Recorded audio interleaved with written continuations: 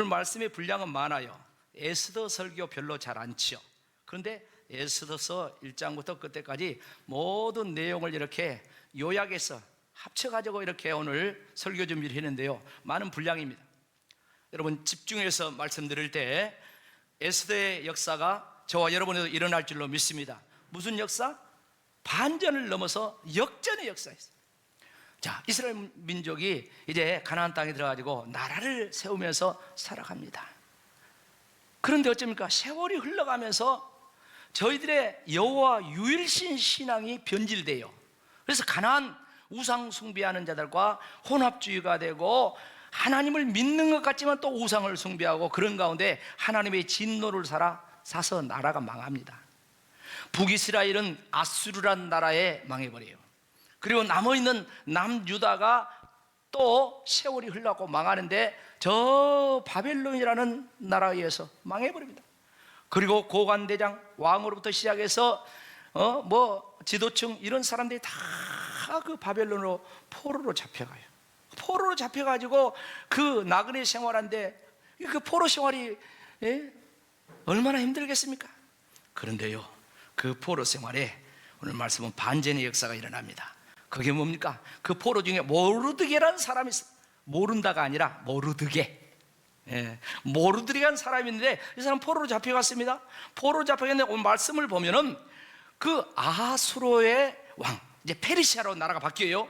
이 페르시아의 아수에로 왕이 집권하고 있는데 수상궁궐이라는 그 궁궐에 문지기가 됩니다.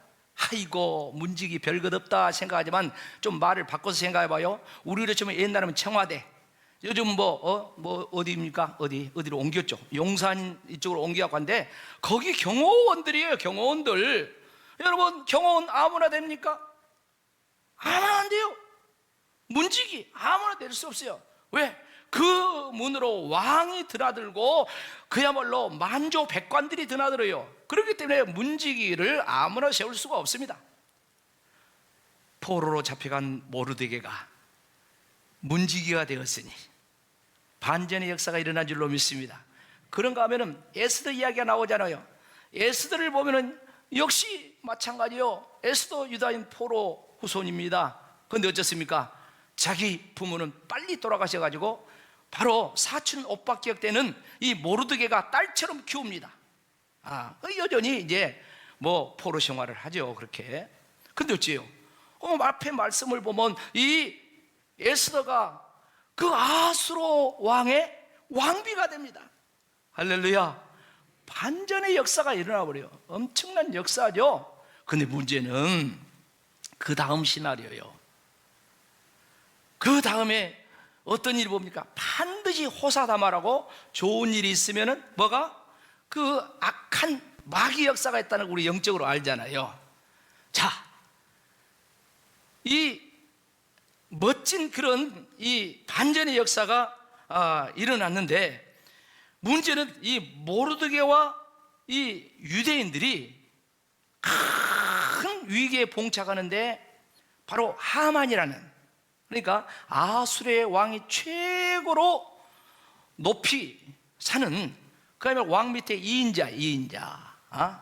그 하만이 세상에 모르드게도 유대인도 다 몰살시켜버릴 그런 계획을 세우잖아요. 근데 뒤에 가면 결론이 뭡니까? 모르드게를 장대에 달아서 죽이려고 했는데 그 자리에 하만 자기가 달리고, 할렐루야, 역전이야. 역전. 이스라엘 백성들은 완전히 죽을 줄 아는데 사는 역사와 함께 그 역전의 역사를 수천 년의 세월이, 적어도 2000 몇백 년 되는 이 세월이 흘렀지만 지금도 이스라엘은 민족 역전의 날을 잊지 않고 부림절이라는 절기, 이게 바로 유대인들의 명절입니다. 이 명절을 지금도 그들은 지키고 있어요. 사랑하는 성도 여러분, 우리나라의 대명절 추석이 돌아왔습니다. 그런데요, 우리나라의 명절과 유다인들의 이 명절을 비교하면 큰 차이가 있습니다. 우리나라의 명절은 어떤 것입니까? 대체적으로 그렇습니다. 대부분 뭐 조상의 음덕에 감사한다든가 하면서 제사 드리고, 그리고 명절 때 사람들, 친척들, 자식들 이렇게 만나보고, 그렇게 이제 며칠 보내고 이렇게 가는 게, 이게 우리나라의 명절 풍속도입니다. 무슨 중심입니까? 인간 중심이야. 우리나라의 명절 풍속도는 인간 중심이야. 그런데 유대인들의 명절은 다 절기가 나옵니다. 유대인들이 애굽에서 종살이 하다 해방됐어요. 6월절이라 그러죠. 그러면 가나안 땅에 들어가서 거기서 농사를 짓습니다. 그래서 첫 이삭을 거두면서 그 첫 열매 거둠을 감사하였고 하나님 앞에 제사를 드리는데, 그게 맥주절입니다. 그리고 연말에 가가지고 곡식이며 또한 과일이며 전부 다 저장하고 절기를 지킨데, 이제 수장절이라도 하고 또 광야에서 절기를 지켰다 해서 초막절이라도 하고, 우리로 치면 추수감사절, 이렇게 절기를 지켜요. 근데 이 모든 절기가 유대인들에게는 명절인데, 오늘 말씀한 이 불임절까지, 하만의 계획으로부터 역전의 역사를 이룬 이 불임절까지 모든 명절의 공통점은 자기들을 인도하신 그 하나님께 감사하며 영광을 돌리는 신앙의 절기인 줄로 믿습니다. 다시 말씀드려서 유대인들의 명절은 하나님 중심이라는 거예요. 그게 우리 달라요. 사랑하는 성도 여러분, 본문으로 다시 돌아가세요. 그러니까 모르드게가 왕 다음에 이 하만을 무시해서 절을 안 하는 것이 아니라 유다인이기 때문에 절을 안 한 거예요. 다시 말하면 하나님을 믿는 신앙 때문에 절을 하지 않았다는 거예요. 며칠 뒤에 추석이 돌아옵니다. 우리 성도들은 성묘를 가고 벌초를 하고 해도 술 따라놓고 거기 절 안 하죠?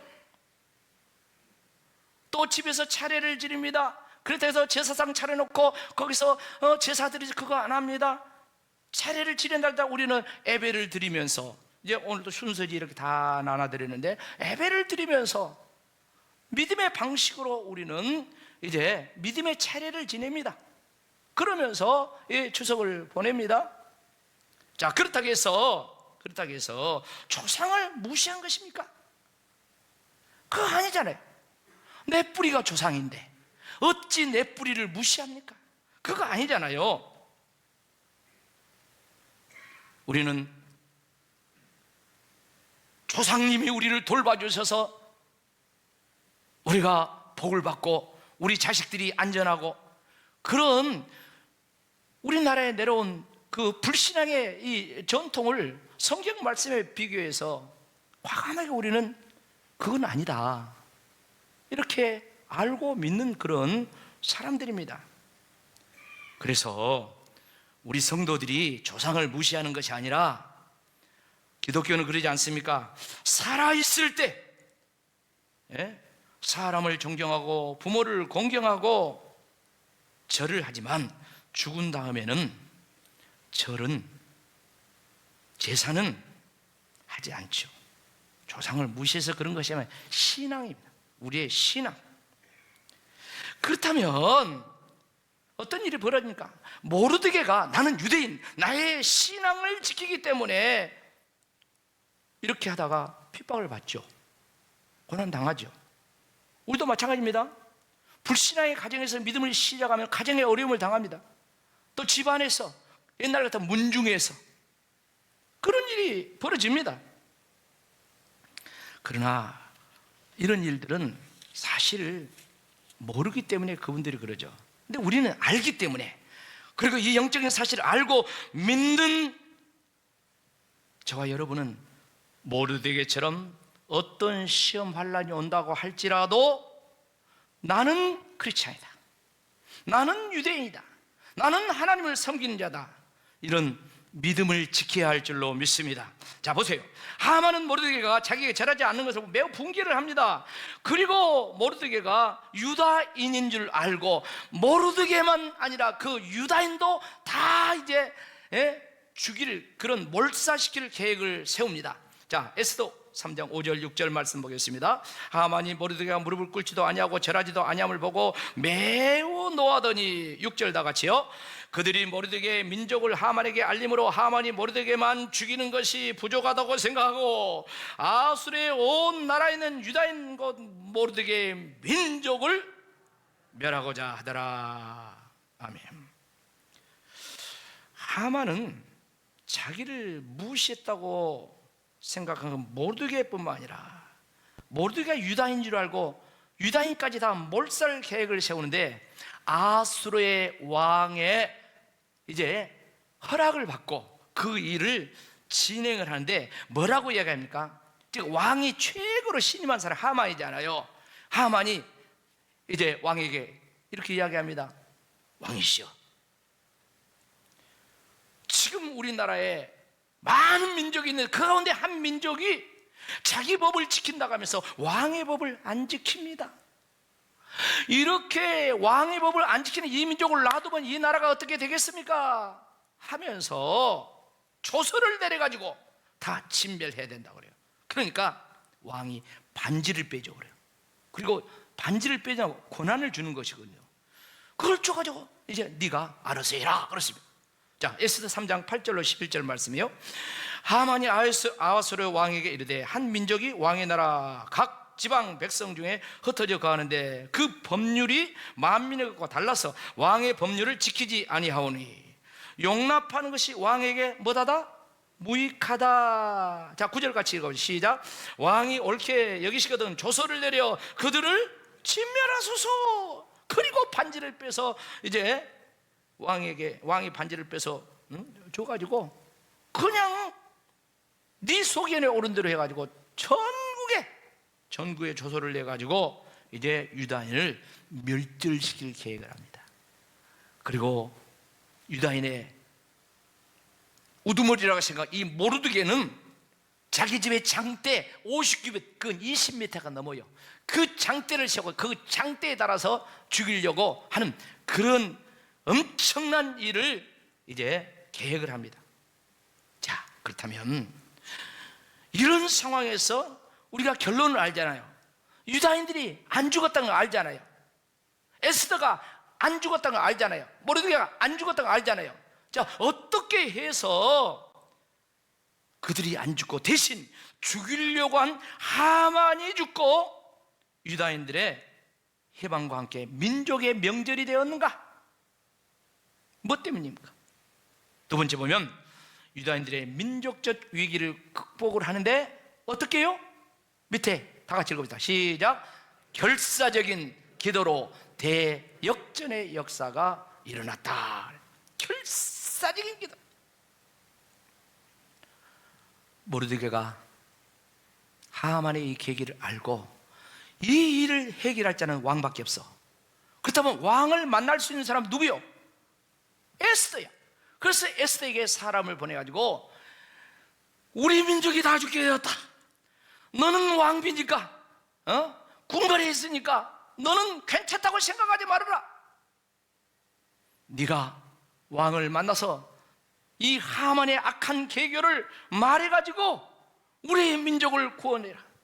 네가 왕비가 되거든. 같이 합시다. 이때를 위함이다. 너한테 왕비 시켜준 것은 민족을 구원하라고 이때를 위해서 왕비를 시켜준 것이다.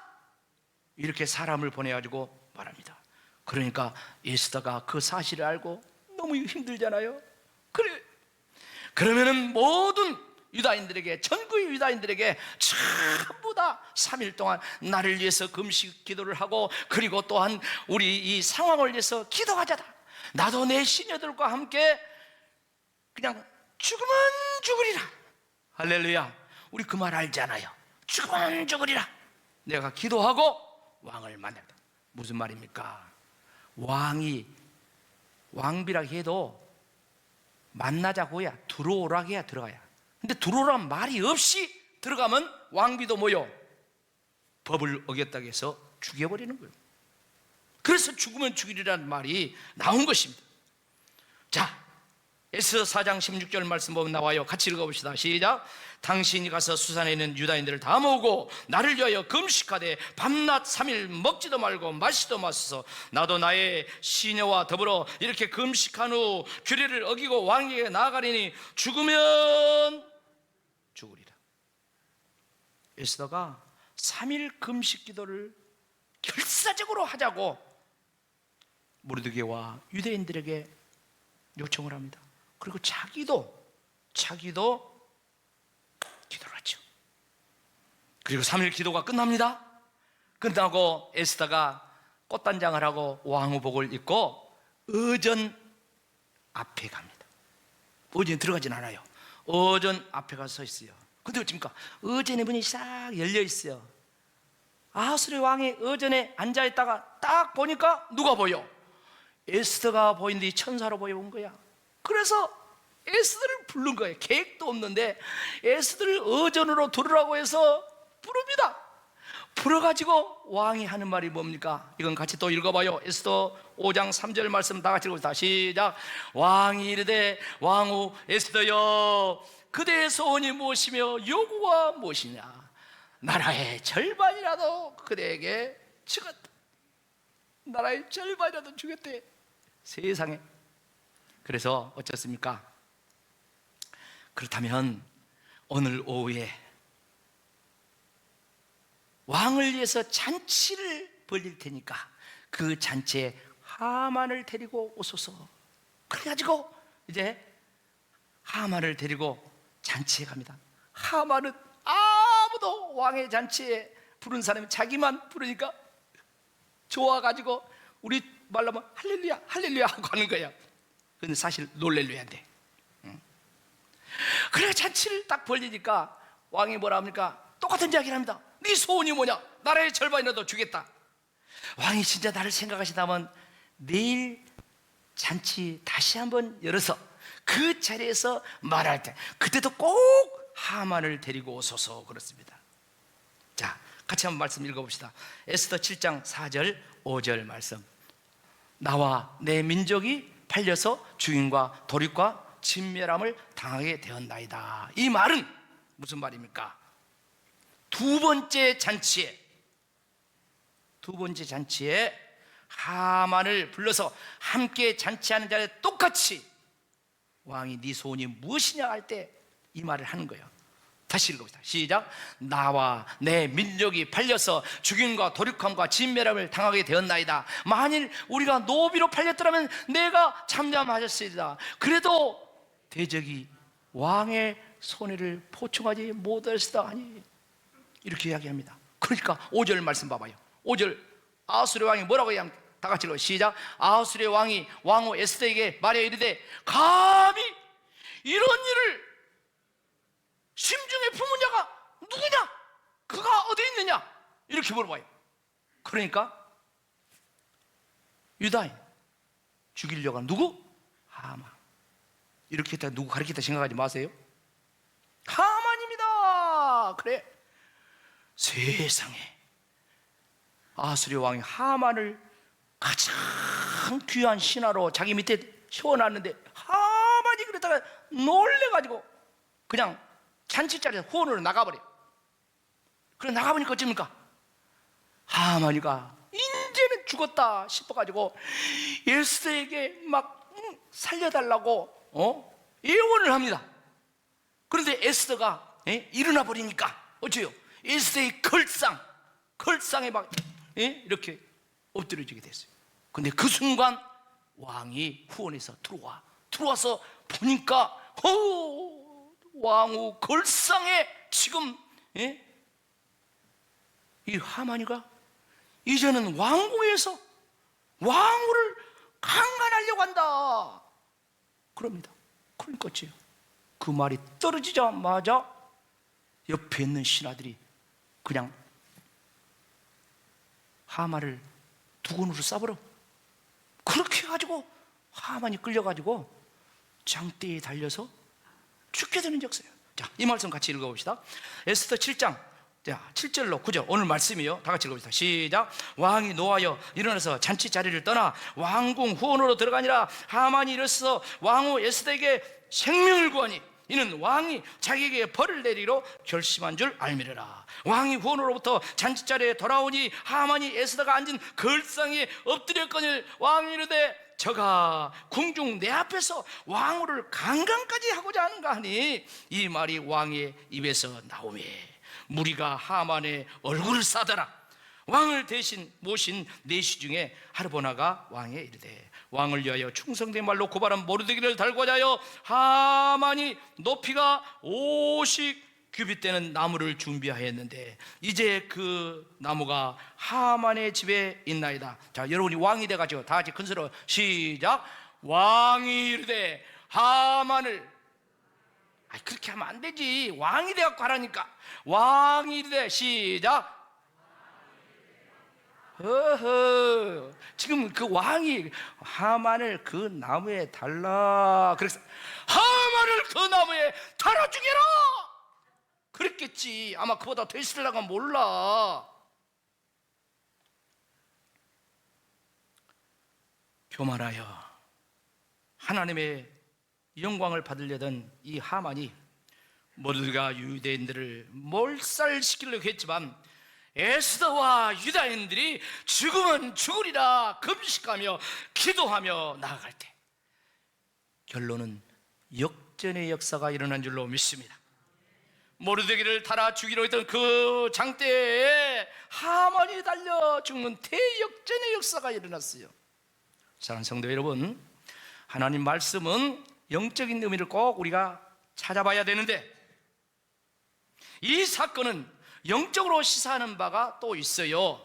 자, 모르드게는 예수님을 예표한다 이렇게 생각할 수 있어요. 반면에 하만은 마귀를 예표하는 그런 측면이 있어요.